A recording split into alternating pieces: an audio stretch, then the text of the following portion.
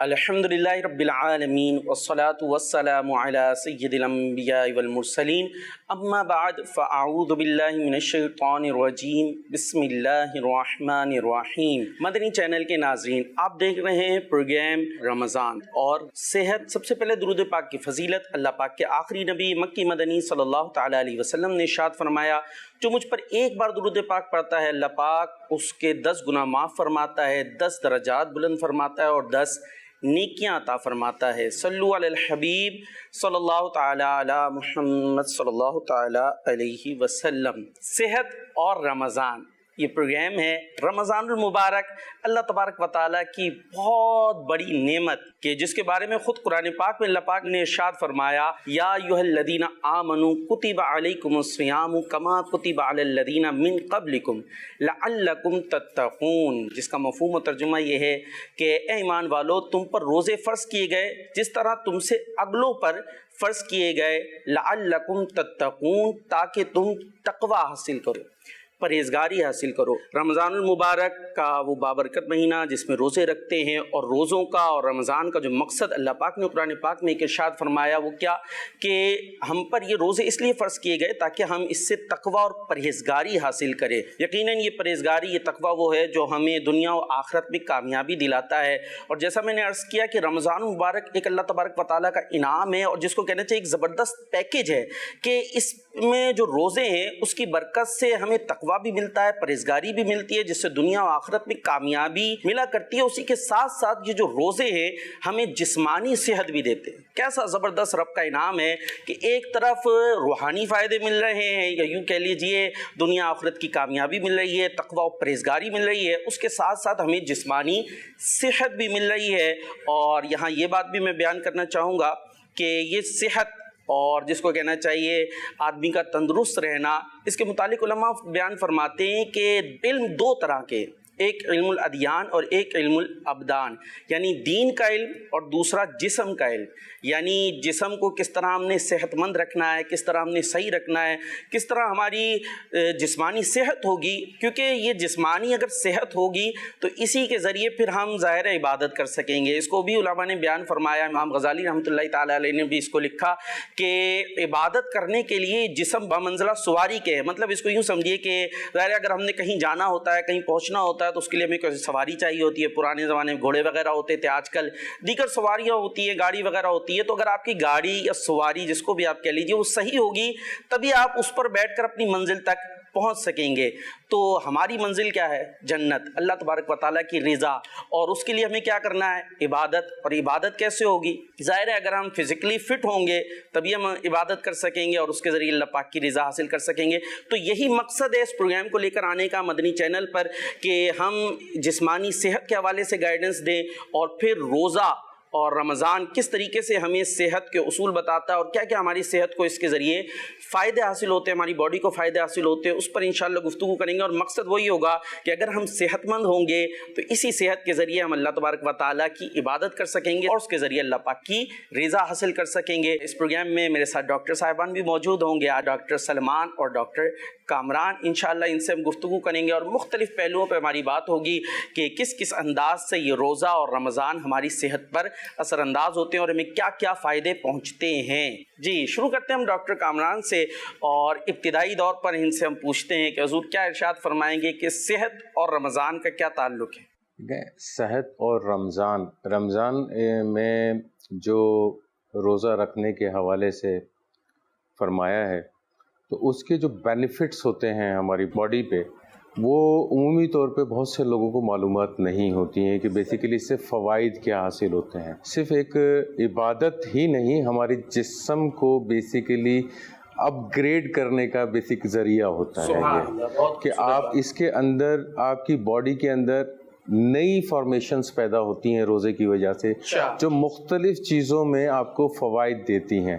اب وہ چاہے آپ کی سانس کی تکلیف ہو اس میں آپ کو فوائد ہوتے ہیں، کوئی ڈائبٹیز صحیح، پیشنٹس ہوتے ہیں ان میں الگ فوائد ملتے ہیں، ماشاء اسی اللہ، طرح ہائپرٹینسو پیشنٹس ہوتے ہیں ان کے الگ فوائد ہوتے ہیں. تو مختلف اس طرح جوڑوں کی بیماریاں ہیں ان میں اچھا، بھی کافی حد تک فائدہ ہوتا ہے. تو روزے رکھنے سے عمومی طور پہ صحت پہ اچھے اثرات ہوتے ہیں. زبردست، عمومی طور پہ لوگ یہ سمجھتے ہیں روزہ رکھنے سے آپ بیمار ہو جائیں گے، صحیح، لیکن روزہ رکھنے سے صحت مند آدمی بیمار نہیں ہوتا. صحیح، جو بیمار ہوتا ہے وہ صحت مند ہو کیا سکتا بات ہے، ہے، کیا بات لیکن جو صحت مند آدمی ہے وہ بیمار نہیں ہو سکتا. تو یہ ایک چھوٹا سا اس کا کنکلوژن ہے. جی. یہاں جو بہت خوبصورت بات ڈاکٹر صاحب نے فرمائی کہ یہ روزہ جو ہے وہ ہماری صحت پر بہت اچھے اثرات مرتب کرتا ہے، اور روزے سے بیمار نہیں ہوتے، بلکہ روزہ تو وہ خوبصورت چیز ہے کہ ہاں جو بیمار ہو وہ انشاءاللہ اللہ پاک کی رحمت اسے حاصل ہوگی اور وہ صحت مند ہو جائے گا. اب وہ پورے جسم پر، پوری باڈی پر مختلف انداز سے اس کے اثرات ہوتے ہیں. انشاءاللہ ہم ڈاکٹر صاحبان سے ایک ایک چیز کے متعلق سوال کرتے جائیں گے کہ کس طریقے سے روزہ ہمارے گلے پر اثرات مرتب کرتا ہے، یعنی ہمارے گلے کی صحت کے لیے، منہ کی صحت کے لیے، اور دیگر جو بیماریاں ہوتی ہیں ان پر کس طریقے سے روزے کے اثرات مرتب ہوتے ہیں اور اس میں ہمیں صحت ملتی ہے، اور پھر وہ کیا کیا احتیاط ہیں اس پر بھی ہم انشاءاللہ بات کریں گے کہ روزہ ہمیں نقصان نہیں پہنچاتا. ہاں، روزے میں اگر ہم بے احتیاطی کریں تو پھر وہ ہمارا اپنا قصور ہوتا ہے، پھر اگر کوئی نقصان پہنچے تو اس میں کسی اور کو قصوروار نہیں ٹھہرانا چاہیے. اس میں میں چاہوں گا ڈاکٹر سلمان اتاری کو بھی اپنے ساتھ شامل کروں ابتدائی طور پر کہ آپ کیا فرمائیں گے روزہ اور صحت کے حوالے سے. جیسے ڈاکٹر صاحب نے ابھی شروع کے اندر بیان فرمایا کہ روزہ رکھنے سے جو روحانی فائدے تو ہوتے ہی ہیں، جی جی، فرض بھی ہے روزہ رکھنا بھی، عبادت بھی ہے، اس کے میڈیکل فائدے بھی بہت سارے موجود ہیں. جیسے جو روزہ رکھنا چاہتے ہیں، رکھ رہے ہوتے ہیں گے، وہ اپنا روزہ رکھنے سے پہلے اپنا وزن کر لیں. اچھا، ہم لوگ لپڈ پروفائل کے ٹیسٹ کروا رہے ہوتے ہیں، کچھ لوگوں کو بلڈ پریشر کا مریض ہوتا ہے، کولیسٹرول کا مریض ہوتا ہے.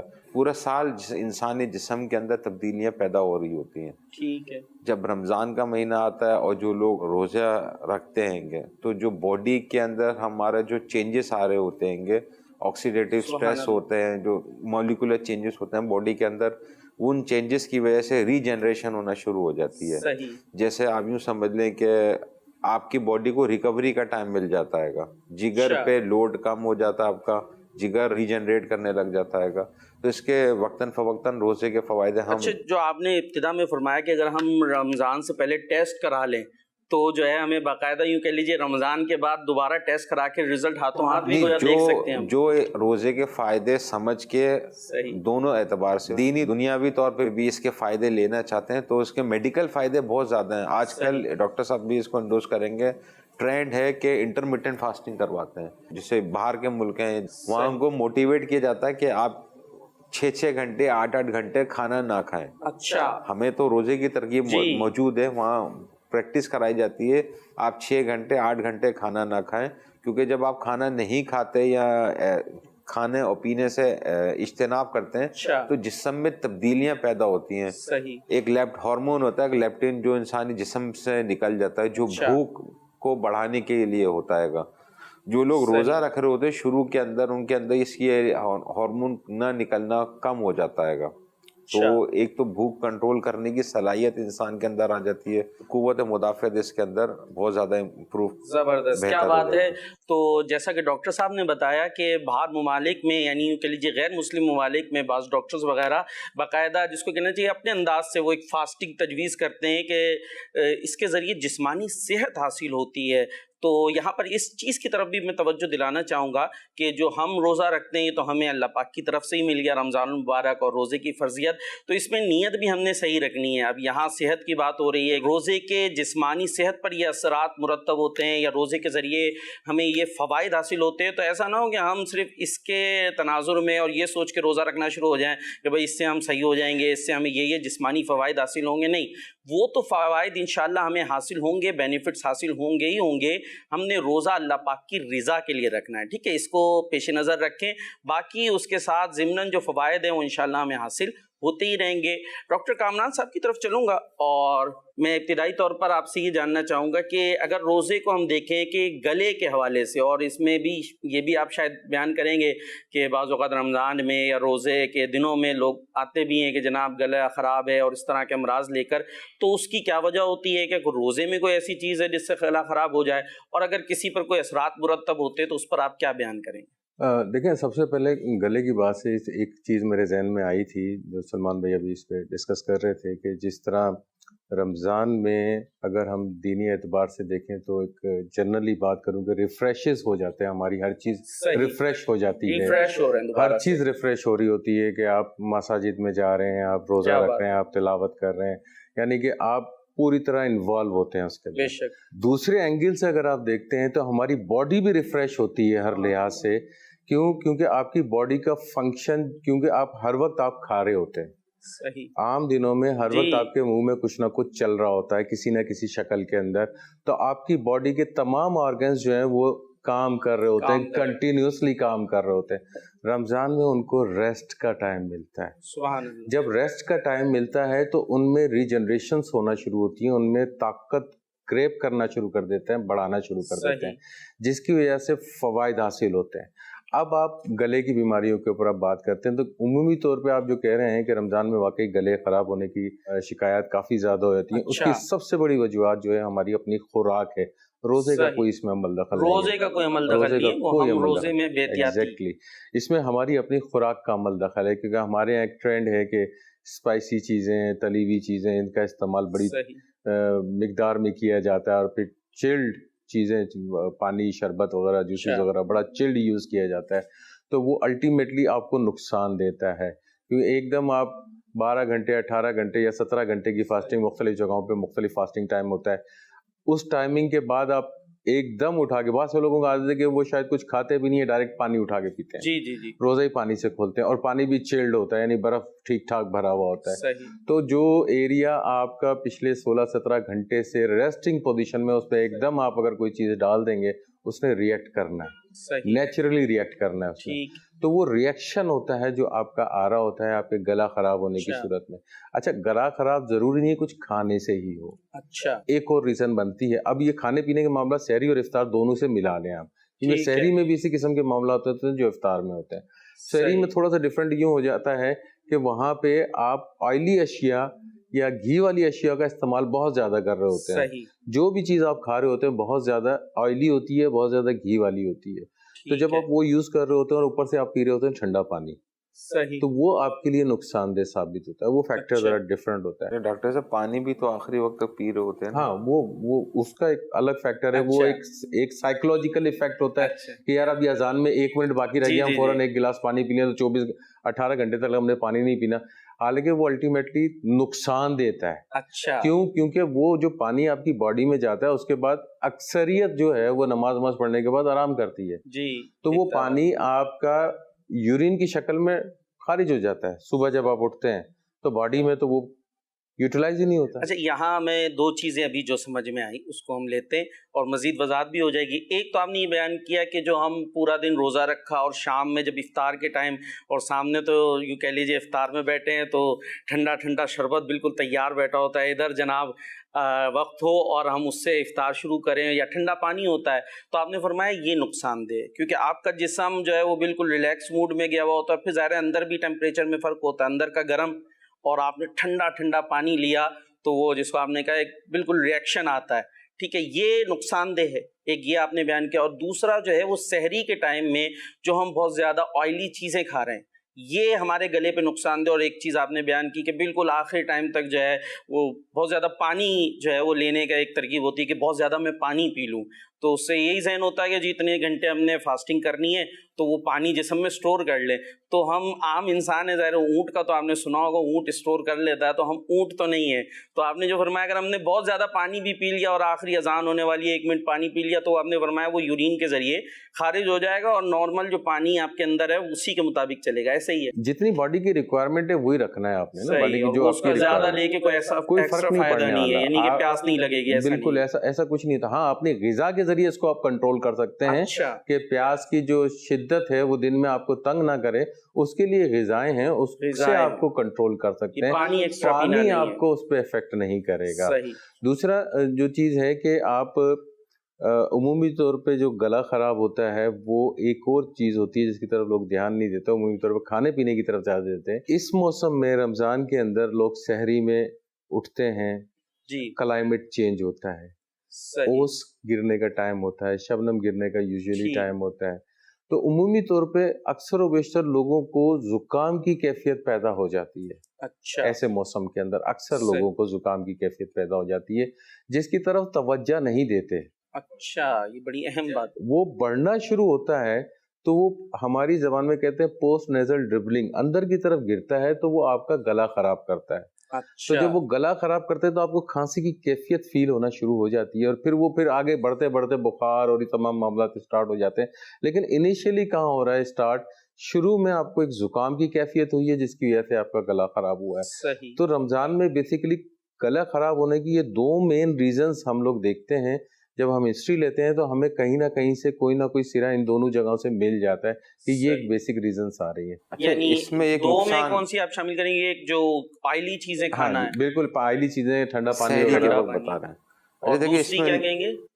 دوسری جو زکام کی کیفیت ہو زکام جاتی کی ہے، کیفیت وہ کلائمیٹ کی وجہ سے. کلائمیٹ کی پھر وجہ اس سے. کا حل کیا ہوگا؟ دیکھیے اس میں تو پتہ ہے ہمارا نقصان control کیا نہیں ہوتا ہے جی. کہ جب بیمار ہو جاتے ہیں نا، گلا خراب ہو جاتا ہے، پھر ڈاکٹر میں یا اینٹی بائیوٹک وغیرہ دوائیوں کا استعمال شروع ہو جاتا ہے. تو اگر احتیاطیں شروع میں کر لیں گے، جی جی جی جی روزے کی جس طرح ڈاکٹر صاحب نے بیان فرمائی ہے، تو یہ سارے 30 روزے اللہ نے چاہا تو باقاعدگی کے یہ ساتھ بہت یہ خوبصورت رکھنے بات کی طرف آپ میں نے کامیاب توجہ ہو دلائی. جائیں گے. ورنہ بیچ میں بیمار پڑیں گے تو روزہ رکھنا بھی آزمائش ہو جائے گا، جی اور بخار وغیرہ اینٹی بائیوٹک کا استعمال. جی تو یہی مقصد ہے ہمارا اس پروگرام کو لے کر آنے کا مدنی چینل پر، کہ امت کی خیر خواہی، ہماری خیر خواہی کے اچھے انداز سے ہم سارے روزے رکھنے میں کامیاب ہو جائیں. کیونکہ روزے رکھ کے اس میں بے احتیاطی کی تو بیمار پڑ جائیں گے، پھر ہو سکتا ہے اور روزے نہ رکھ سکیں. تو بہت اہم بات ہمارے ڈاکٹر کامران اتاری نے بیان کی تھی کہ جو سحری میں اوس وغیرہ کا فیکٹر ہوتا ہے، اس کی وجہ سے پھر گلا خرابی کی طرف جاتے ہیں. تو اب موسم پہ تو ہمارا کنٹرول نہیں ہے، تو اس اس کو ہم جنرل لے لیتے ہیں نا. اچھا. دیکھیں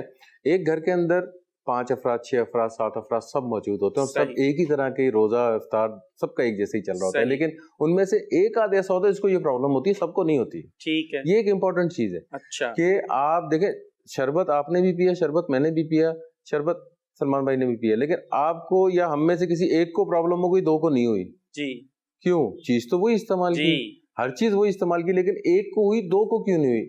یہ امپورٹنٹ چیز ہے. اسی طرح سحری میں بھی آپ جاتے ہیں تو اس کی پارٹ یہ ڈیپینڈ کرتا ہے آپ کی ڈیفینس میکنزم کے اوپر. کہ آپ کا جو قوت مدافعتی نظام ہے وہ کتنا اسٹرانگ ہے.